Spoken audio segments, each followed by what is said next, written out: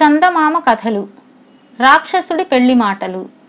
చాలా వందల ఏళ్ల క్రితం కాశ్మీర్ దేశంలోని ఒక నగరం సమీపంలో ఒక కొండగుట్ట మీద ఒక రాక్షసుడు పెద్ద భవంతి కట్టుకొని నివసిస్తూ ఉండేవాడు. అప్పట్లో అలాంటి రాక్షసులు ప్రపంచమంతా అక్కడక్కడ ఉండేవారు.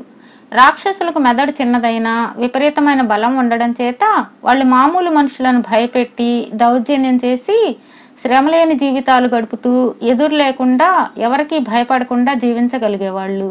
ఎవరన్నా బుద్ధి తక్కువ చేత రాక్షసులను ఎదిరించినట్లయితే వాళ్ళకు ఆయువు చెల్లిపోయేది.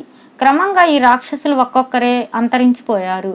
వారిని నిర్మూలించినది చాలా వరకు యుక్తిపరులే. ఈ కాశ్మీరు రాక్షసుడు దౌర్జన్యంతో చుట్టుపక్కల వాళ్ళను బెదిరించి దోచి అంతులేని బంగారము వస్తువులు సంపాదించాడు.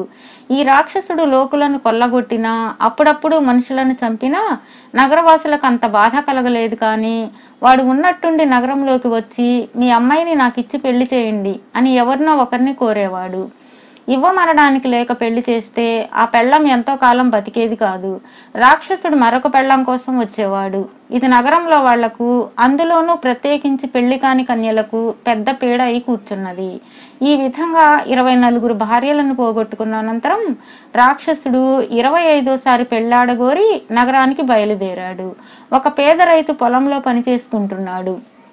రాక్షసుడు ఆ రైతుని సమీపించి నాకు మీ అమ్మాయిని ఇచ్చి పెళ్లి చెయ్యి అన్నాడు. రైతుకు మతిపోయింది. అతనికి మల్లిక అనే ఒక కూతురు ఉన్నది. ఆ పిల్లకు పెళ్ళీడు వచ్చి కొంతకాలం అయింది. కానీ పేదవాడు కావడం చేత తండ్రి మల్లికకు ఇప్పటిదాకా పెళ్లి చేయలేకపోయాడు. నేను ఎల్లుండి రాత్రి మీ ఇంటికి భోజనానికి వస్తున్నాను, అప్పుడు పెళ్లి మాటలు మాట్లాడుకుందాం అని చెప్పి రాక్షసుడు తన ఇంటికి వెళ్ళిపోయాడు. రైతు ఇంటికి వచ్చి రాక్షసుడు అన్నది చెప్పినప్పుడు మల్లిక ఏమాత్రమూ కలవరపడలేదు. నేను చెప్పినట్లు చేసి అనమన్నట్లు అను, రాక్షసుడు మన సంబంధం వదులుకోవచ్చు. ఒకవేళ వదులుకోకపోయినా నీ దరిద్రం తీరిపోవడం మాత్రం ఖాయం అన్నది ఆమె తండ్రితో. మల్లిక సలహా పైన ఆమె తండ్రి తన దగ్గర ఉన్న డబ్బంతా ఖర్చు చేసి బోలెడన్ని వంట కుందేళ్లను, ఒక పీపా ద్రాక్షసారాయిని సంపాదించాడు. మల్లిక ఇరుగు పొరుగు ఇళ్లకు వెళ్ళి వందల కొద్దీ నేత బట్టలను అరువు తెచ్చి వాటిని గోడల వెంబడి అరలలో పేర్చిపెట్టింది. రాక్షసుడు భోజనానికి వచ్చే రోజున పెద్ద అండా నిండా కుందేళ్ల మాంసం ఎగురు రుచిగా చేసింది. రాక్షసుడు భోజనానికి కూర్చునే చోట ఒక పక్కన కూర అండ, రెండో పక్కన సారా పీప ఏర్పాటు చేసింది. రాక్షసుడు వచ్చాడు, భోజనానికి కూర్చున్నాడు. కూర దివ్యంగా ఉన్నది. నా కోసం పాపం మీరు చాలా ఖర్చు పెట్టి ఉండాలి, నేను కాస్త తిండి పుష్టి గలవాణ్ణి, భోజన ప్రియుణ్ణి కూడా అన్నాడు రాక్షసుడు. దానిదే ముందులండి, ఎలుకలున్నంత కాలము ఖర్చేముంటుంది, ఎలుకలు చాలకపోతే పిండి కొంచెం జాస్తి చేస్తే సరిపోయే అన్నది మల్లిక. ఎలుకలతో ఇంత రుచిగా ఉండావా? నేను కట్టుకున్న తప్పుడు ముండల్లో ఒక్కటి కూడా ఎలుకలను వండిన పాపాను పోలేదంటే నమ్ము అన్నాడు రాక్షసుడు తన కాబోయే భార్య పొదుపును మనసులో మెచ్చుకుంటూ. వాడు పైకి నీకు నేత కూడా వచ్చుననుకుంటాను అన్నాడు. మల్లిక తన చేతిగొడ్డు పట్టుకున్న చెయ్యి బారచాచి ఇదంతా నేను కిందటి నెల వడికినదే అని చెప్పింది. ఆమె చెయ్యి చుట్టూ అమర్చిన బట్టల దొంతర్లకేసి చాచి ఉండడం చేత ఆ బట్టలన్నీ మల్లికే వడికి నేసిందనుకున్నాడు రాక్షసుడు. వాడికి మల్లిక మీద కలిగిన సద్భావం రెట్టింపయింది. వాడు తినడం పూర్తి చేసి సారా ఒక లోటాడు తాగి చాలా బాగుంది, దీనికైనా డబ్బు బాగా ఖర్చు అయి ఉండాలే అన్నాడు రైతుతో.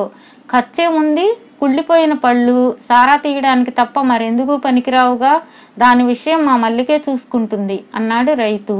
కుళ్ళిన పళ్ళ నుంచి ఇంత మంచి సారా వస్తుందన్న నాకు తెలియనే తెలీదు, మేము వాటిని పందులకు వేస్తాం, మల్లిక కాపురానికి వచ్చాక ఆ పద్ధతి మార్పించేస్తాను, మీరు కట్నం ఏ పాట ఇవ్వబోతున్నారు అన్నాడు రాక్షసుడు.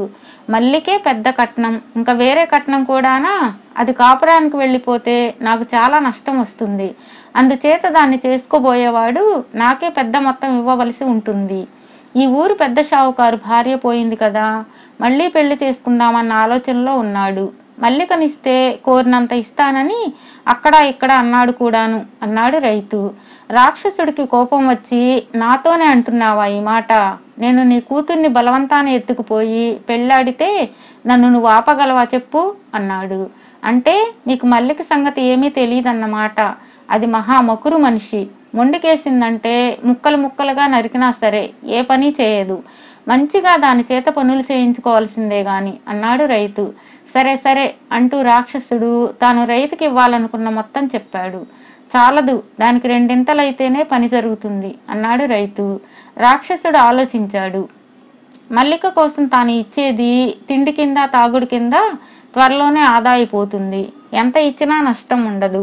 ఇలా అనుకుని రాక్షసుడు తాను మొదట ఇస్తానన్నదానికి రైతు అడిగిన దానికి మధ్యగా ఇంకో మొత్తం చెప్పాడు. రైతు రాజీపడి ఒప్పుకున్నాడు. అతని యావజ్జీవము సుఖంగా బతకడానికి ఆ డబ్బు సరిపోతుంది. సరే, రేపు ఆ డబ్బు తెచ్చి ఇచ్చి మల్లికతో మాట్లాడండి, అది ఇప్పుడు పడుకొని నిద్రపోతున్నది అన్నాడు రైతు. మర్నాడు ఉదయం రాక్షసుడు సంచిలో డబ్బు తెచ్చి రైతుకు ఇచ్చాడు. మల్లిక వాడితో మాట్లాడుతూ, నన్ను పెళ్లి చేసుకునేవాడు నా కోరికలు 2 చెల్లించాలి. కాపురం పొదుపుగా జరగగలందులకు నాకొక కొత్త ఇల్లు నేను చెప్పిన మోస్తరుగా కట్టించి ఇవ్వాలి. రెండోదేమంటే ముసలమ్మ బాతుల ఈకలు పీకేటప్పుడు తాజా ఈకలతో నాకొక పరుపు తయారు కావాలి. నేను సుఖంగా నిద్రపోనిదే కష్టించి పని చేయలేను అన్నది. ఇంకా నగా నట్ర అడగలేదు నయం అనుకున్నాడు రాక్షసుడు. మళ్ళీ మనుషులను పెట్టి కట్టిస్తే కూలి డబ్బులు దండగనుకొని రాక్షసుడు మల్లిక కోరిన ఇంటిని ఆమె చెప్పే విధంగా తానే కట్టేశాడు. ఇంతలో శీతాకాలం వచ్చింది. మల్లిక పరుపు కోసం గుడ్డను సంచి రూపంలో తయారు చేసి మంచు పడడం కోసం వేచి ఉన్నది. మంచు పడడం ప్రారంభం కాగానే ఆ ప్రాంతాల వాళ్ళు ముసలమ్మ బాతుల ఈకలు పీకుతున్నది అంటారు. త్వరలోనే మంచు కూడా పడసాగింది. బాతు ఈకలు రాలుతున్నాయి. ఏరుదువుగానిరా అని మల్లిక రాక్షసుడికి కబురు చేసింది. వాడు వచ్చి మంచు పడుతుండటం చూసి ఎలా ఏరటం అన్నాడు. మందమతి, పార తీసుకొచ్చి ఈకలు ఎత్తి నా సంచిలో వేయి అన్నది మల్లిక. రాక్షసుడు మంచును పారతో ఎత్తి పరుపు సంచిలో వేస్తుంటే సగానికి సగం అప్పటికప్పుడే కరిగిపోతూ వచ్చింది. ఎలాగైతేనేం సాయంకాలం అయ్యేటప్పటికి సంచి నిండింది. మల్లిక సంచి మూతి కట్టేసి ఆ మంచు పరుపు మీద దుప్పట్లు పరిచి, ఈ రాత్రికి దీని మీదనే పడుకొని ఎంత సుఖంగా ఉంటుందో చూడు, రేపు మనం పెళ్ళాడేద్దాం అన్నది. అలిసి ఉన్న రాక్షసుడు ఆ మంచు పరుపు మీద పడుకున్నాడు. వాడు ఎంత ప్రయత్నించినా ఒంటికి వెచ్చతనం మటుకు కలగలేదు. పరుపు మీద పరిచిన దుప్పట్లు తడిగా ఉన్నట్టు కూడా వాడికి తోచింది. మర్నాడు తెల్లవారు లేచేసరికి రాక్షసుడి శరీరం అంతా తీవ్రంగా బాధ పెడుతున్నది. ఎముకల దగ్గర నుంచి సలుపుతున్నాయి. కదలడానికి కూడా వాడికి తగని విధంగా ఉన్నది. పరుపేమో సగం కరిగిపోయింది. లాభం లేదు, మల్లిక సమర్థురాలే గాని ఇటువంటి పరుపు మీద పడుకుంటే నాకు చావు తప్పదు అనుకొని రాక్షసుడు ఇంటికి వెళ్ళిపోయాడు. మల్లిక వచ్చి పెళ్లి చేసుకుందాం పట్టు అంటుందేమోనని వాడికి హడలు పుట్టుకొచ్చింది. రాక్షసుడు వెళ్ళిపోయాడని తెలియగానే మల్లిక రాక్షసుడి ఇంటికి తన తండ్రిని పంపింది. రైతు రాక్షసుడి ఇంటికి వెళ్ళి పెళ్లి కూతురు కనిపెట్టుకుని ఉన్నదని లోపలికి కబురు చేశాడు. నాకు ఒంట్లో బాగా లేదు, పెళ్లాడలేనని చెప్పు అని రాక్షసుడు రైతుకు తన నౌకరు ద్వారా జవాబు పంపాడు. ఆ నౌకరు తిరిగి వచ్చి వాళ్ళ అమ్మాయికి ఆశాభంగం కలిగించినందుకు పరిహారం ఏమిచ్చుకుంటావో అడగమంటున్నాడు రైతు అన్నాడు. కట్నం ముందుగానే ఇస్తిని కదా, ఈకల పరుపిస్తుని, ఇంకేం కావాలిట అన్నాడు రాక్షసుడు. నువ్వు ఈకల పరుపును అప్పిచ్చులా చేశావట, ఇంకొన్ని బాతు ఈకలు ఏరు పెట్టాలట అన్నాడు నౌకరు తిరిగి వచ్చి. మన దొడ్లో ఉన్న బాతులన్నిటినీ తోలుకుపోయి ఏ గంగలోనన్నా దూకమను, మారు మాట్లాడితే విరుచుకు తింటానని చెప్పు అన్నాడు రాక్షసుడు తన నౌకరుతో. ఈ మాట రైతు చెవిన పడిన మరుక్షణం అతను బయలుదేరి వెళుతూ రాక్షసుడు బాతులన్నిటినీ తోలుకుపోయాడు. రాక్షసుడు ఈకల పరుపు దెబ్బ నుంచి తిరిగి కోలుకోనే లేదు. వాడు ఇంకెవరి అమ్మాయిని పెళ్లాడతానని కూడా అనలేదు. మల్లిక మాత్రం రాక్షసుడి డబ్బుతో స్థితిమంతురాలై తనకు తగిన భర్తను సంపాదించుకొని సుఖంగా జీవించింది.